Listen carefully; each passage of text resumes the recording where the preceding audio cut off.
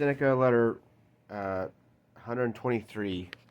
I barely started this letter, but there's something that I just thought was worth mentioning just right off the bat, and it talks about how so he ends notification. Sorry, he ends a uncomfortable journey. He gets to what I guess is like a vacation house kind of thing, and then he gets there. He gets to his home, and nothing is ready for him. So he's a rich guy, so he's supposed to be able to get there, and he's warm welcomed. And his personal chef is has his meal ready, and whatever else. His servants are supposed to be taking care of him. Think, uh, think Trading Places, I guess. Good movie if you haven't seen it. Anyway, um, and he talks about how uh, nothing is burdensome. So this is a minor inconvenience. This is like the epitome of first world problems. Like, I got to my house and my meal wasn't already ready. And he recognizes that. He says how nothing is burdensome if taken lightly, and how nothing need arouse one's irritation so long as one doesn't make it bigger than it is by getting irritated. It is, and this is skipping ahead a little bit, it is in no man's power to have whatever he wants, but he has it in his power not to wish for what he hasn't got, and cheerfully make the most of things that do come his way. That kind of makes me think of a story of something, and it maybe won't be interesting to anybody else, but I remember one time I went to a steakhouse, and whenever I go to a steakhouse, I've got kind of like a little mini ritual. I have bread. I have my bread with a Caesar salad before I have my steak, usually with a sweet potato.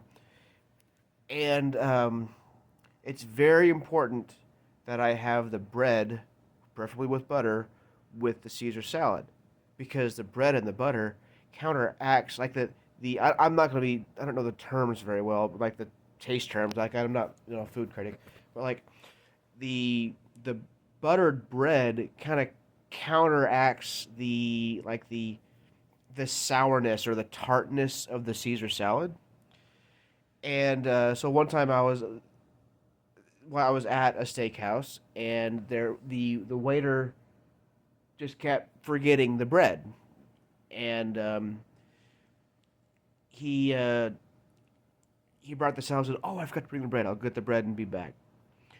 He passed by later and said, "Oh, I still forgot the bread." And I was sitting there just getting madder and madder. It's like, why is he forgetting the bread? And finally it dawned on me how absolutely insane I was being. Like, it's bread. It's not that big a deal.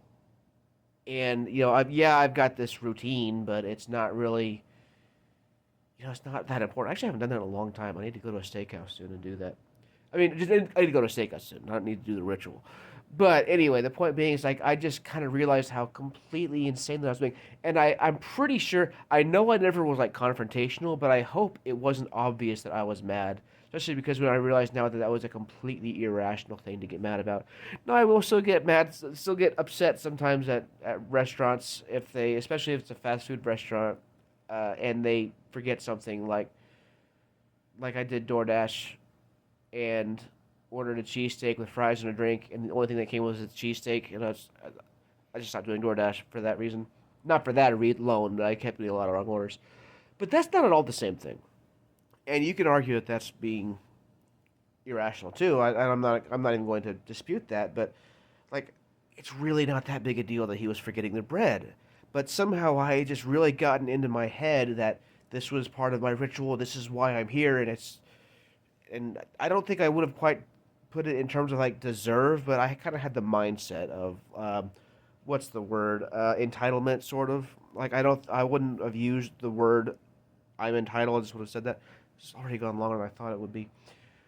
And I've heard a lot of stories about how baristas take a lot of abuse, and that's one situation, like, because they get like some crazy complicated order wrong, And that's one just one thing I never understood because if a barista gets my order wrong, I probably won't notice. I can think of one time that like it just caught my attention. This has probably happened more than once, but I always order. They don't get my order wrong very often because I always order black coffee. I'm at a coffee shop, and one time I did that and they put cream and sugar in it. Okay, don't care. Um, it's cream and sugar. It doesn't hurt anything. So, if I guess it would if I were lactose intolerant or something, but I'm not. Um, okay, splicing in another story right before the ending because I just remember this. This didn't happen to me. This is something that I've actually mentioned the guy on I talked about grieving. The guy named James White. He's a pastor in Phoenix, Arizona. Um, he has a story that he told, and this is well, he told the story about when he was a kid, and some other kid, while they were playing, had insulted him. And being a kid, he started to get off his bike and go inside and tell his mother. And then he realized, before he even did that, that he didn't want to take the time necessary to do that. He didn't want to take the time to go tell his mother. He would rather spend more time playing where he was than going to tell his mother, going to tell on this other kid. That's pretty mature for a kid, even, but that's pretty mature for an adult, especially a kid. Um, that I think could be kind of advanced, but yeah, that's an example of choosing not to be bothered by something. But yeah, it the idea that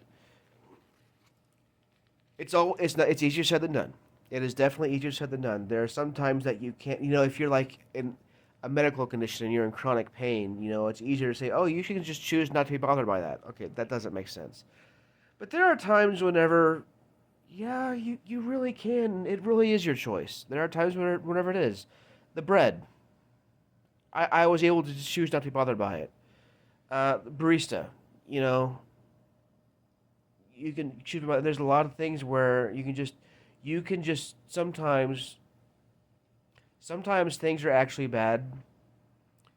Sometimes we just kind of interpret them to be bad. And our perception can make a very big difference in that case.